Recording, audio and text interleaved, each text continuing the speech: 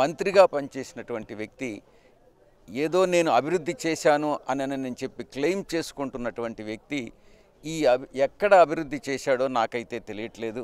ఈ అభివృద్ధి అన్నటువంటిది ఎక్కడా కనపట్లేదు. డ్రైనేజీ సదుపాయం నెల్లూరుకి కల్పించానన్నాడు, మొత్తం మురికి కాలువలే.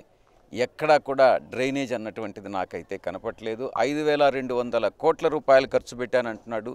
ఈ 5,200 కోట్ల రూపాయలు ఎవరికి వెళ్ళాయి, నిజంగా అభివృద్ధి పనులు జరగనటువంటి నేపథ్యంలో ఎక్కడికి వెళ్ళాయి అన్నటువంటిది కూడా తెలుసుకోవాల్సిన ఆవశ్యకత ఉంది.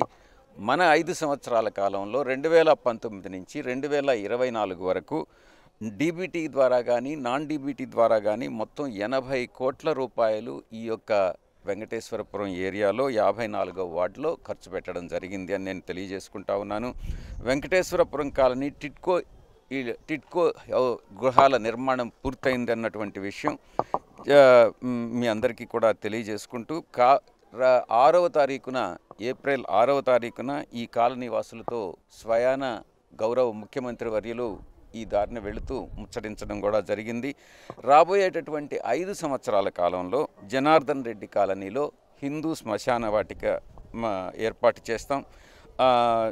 షాదీ మంజిల్ ఈ వార్డులో జనార్దన్ రెడ్డి కాలనీలో షాదీ మంజిల్ ఏర్పాటు చేస్తాం. వెంకటేశ్వరాపురం మెయిన్ రోడ్లో ఇల్లు కోల్పోయినటువంటి 36 కుటుంబాలకి ఇల్లు ఇస్తామన్నటువంటిది.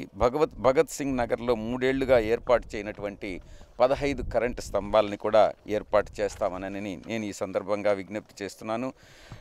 టిట్కో ఇళ్ల చుట్టూ ఉన్న ప్రాంతాన్నింటినీ కూడా అభివృద్ధి చేసి రవాణా సదుపాయాలను కూడా కల్పిస్తామనని ఈ సందర్భంగా తెలియజేస్తూ వెంకటేశ్వరాపురం నుంచి గాంధీ గిరిజన కాలనీకి అండర్ గ్రౌండ్ బ్రిడ్జి నిర్మాణం కూడా చేస్తామన్నటువంటి విషయాన్ని ఈ సందర్భంగా తెలియజేసుకుంటూ ఇక్కడ ఉన్నటువంటి ముస్లిం సోదరులు కానీ, దళిత సోదరులు కానీ, బలిజ సోదరులు కానీ, యాదవ్ సోదరులు కానీ అందరి కూడా ప్రతి ఒక్కరికి కూడా అందరూ సంతోషంగా ఉండేలా జీవన ప్రమాణాలు కూడా పెంచుతామనని, ఈ ప్రాంత అభివృద్ధికి మేమిద్దరం కూడా ఖలీల్ అహ్మద్ గారు కానీ నేను కానీ అహర్నిశాలు మీలో ఒక మనిషిగా మీతో సహజీవనం చేస్తామనని, మీ యొక్క సమస్యలను పరిష్కరిస్తామనని హామీ ఇస్తూ నెల్లూరు పార్లమెంటు అభివృద్ధికి తోపాటు ఈ యొక్క కాలనీస్ అన్నీ కూడా బాగా డెవలప్ చేస్తామనని, గతంలో తెలుగుదేశం పార్టీ ఏదైతే హామీలు ఇచ్చి వైఫల్యం చెందిందో